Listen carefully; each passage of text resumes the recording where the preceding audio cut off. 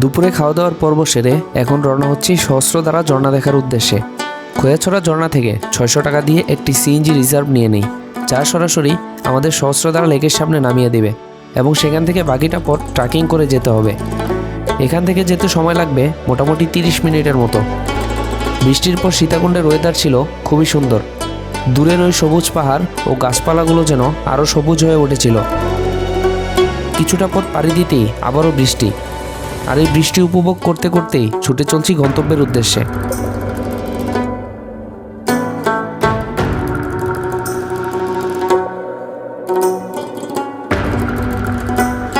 ঢাকা থেকে সরাসরি সহস্রধারা ঝর্ণায় আসতে চাইলে আপনাকে নামতে হবে ছোট দারোগারহাট এবং সেখান থেকে সিএনজি নিয়ে যেতে হবে সহস্রধারা লেক পর্যন্ত।